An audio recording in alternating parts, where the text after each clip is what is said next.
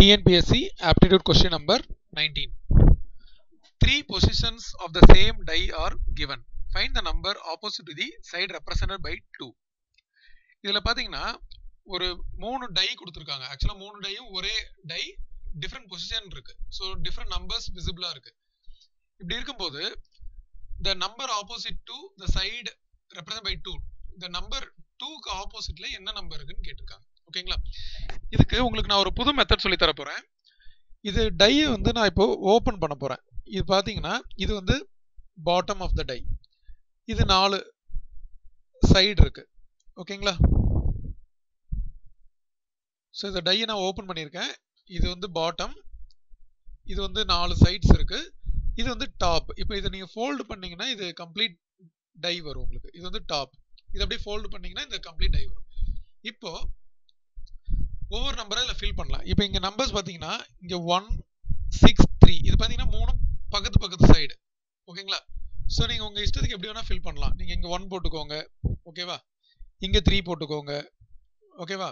இங்கே 6 போட்டுக்கோங்க. ஸோ இது வந்து பக்கத்தில் வந்துருச்சு.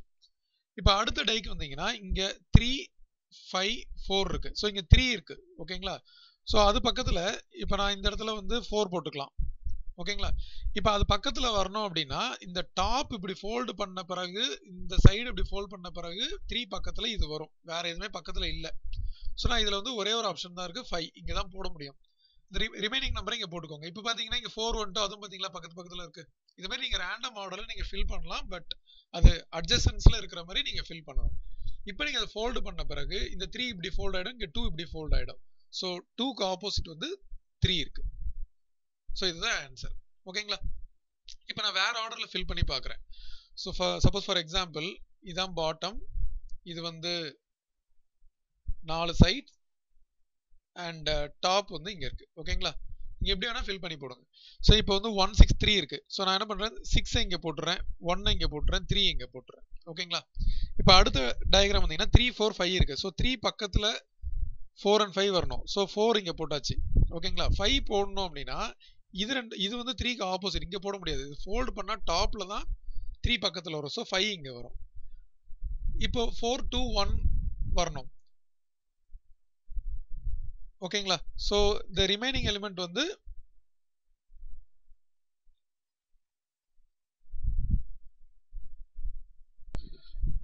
இங்க ஒரே ஒரு ஆப்ஷன் 2 தான் இருக்கு. ஓகேங்களா? பட் ஆனா இந்த லாஸ்ட் கண்டிஷன் சாட்டிஸ்ஃபை ஆகல. 4, 2, 1 பக்கத்துல வரணும். சோ இந்த காம்பினேஷன் நம்ம எடுக்க முடியாது. ஓகேங்களா? இப்போ நான் மறுபடியும் வேற காம்பினேஷன் ட்ரை பண்றேன். இதுலயும் 3க்கு எதிர 2 தான் வருது. பட் அந்த காம்பினேஷன்ஸ் வந்து கரெக்டா ஃபில் பண்ணணும். ஓகே, மறுபடியும் பாருங்க. இது பாட்டம், இது 4 சைட்ஸ், இது வந்து டாப். ஓகேங்களா? இப்போ நான் 3 இங்க போட்டுறேன். இப்போ 3, 6, 1 பக்கத்துல இருக்கணுமா? ஸோ 3, 6, 1 போட்டாச்சு. 3, 4, 5 பக்கத்துல இருக்கணும். ஸோ 5, 4 போட்டாச்சு. இப்போ 2 பேலன்ஸ் இங்க இருக்கு.